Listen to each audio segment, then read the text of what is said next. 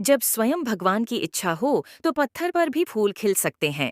ईश्वरीय लीला से असुरों के घरों में भी कुछ महाभक्त असुरों ने जन्म लिया। आज यहाँ बात कर रहे हैं एक ऐसे महासुर की जिसका नाम गयासुर था, और वो देह से बहुत ही विशाल और पर्वताकार आकार का था। माना जाता है कि उसी देह कई योजन तक लंबी और चौड़ी थी। गयासुर का नाम गया इसलिए गया पर डीएच गया क्योंकि उसे बचपन से ही गाय पसंद थी और वो गाय भी चराने जाता था। बचपन से ही गयासुर के हृदय में विष्णु का नाम था। गयासुर को आसुरी चीजें पसंद नहीं थीं, वो भगवान को पाना चाहता था।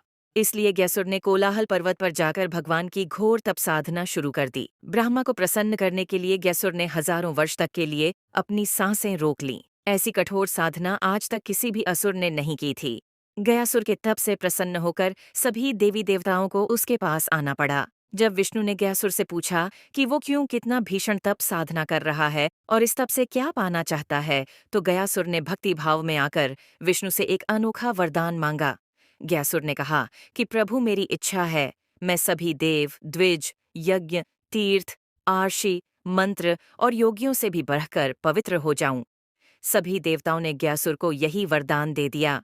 इस तरह भक्तराज गयासुर अब इतना पवित्र बन गया कि जो भी एक बार गयासुर का दर्शन कर लेता उसके उसके सभी पापों से मुक्ति मिल जाती। गयासुर ने भी यही किया। वो अपने शरीर के स्पर्श से सभी पापियों का उद्धार करने लगा। जब गयासुर सभी को उनके पापों से मुक्ति देने लगा तो नरक का दरवाजा हमेशा के लिए बंद हो गया। भगवान विष्णु जानते थे कि मानव और असुर नश्वर है। वे देवताओं की भांति अमर बने नहीं रह सकते। एक दिन शरीर का नाश तो हो जाना है, इसलिए विष्णु गयासुर के उस पवित्र शरीर को जगत के कल्याण के लिए लगाना चाहते थे। विष्णु ने ब्रह्मा से कहा कि ब्रह्मदेव, मुझे जगत कल्याण के लिए गयासुर का शरीर चाहिए। ब्रह्मा जी विष्णु की आज्ञा मानते हुए गयासुर के पास चले गए, मगर ब्रह्मा को बहुत दिनों तक समझ नहीं आया कि वो गयासुर के विशाल देह को विष्णु के पास कैसे ले जाए। ब्रह्मा जी ने इसके लिए महादेव से सहायता मांगी। शिव जी ने ब्रह्मा को एक युक्ति बताई, जिसके बाद ब्रह्मा जी गयासुर के पास आए और बोले कि मुझे एक अति विशेष हवन करना है, मगर संसार में तुम्हारी देह से ज्यादा कोई भी पवित्र स्थान नहीं, इसलिए इस यज्ञ के लिए मुझे तुम्हारा शरीर चाहिए। गयासुर ने भगवान विष्णु को धन्यवाद कहा और कोलाहल पर्वत पर अपने विशाल देह के साथ लेट गया। संसार के कोने कोने से सभी ब्राह्मण और आर्षि उस हवन में भाग लेने आए। उस दिन बहुत बड़ा हवन हुआ।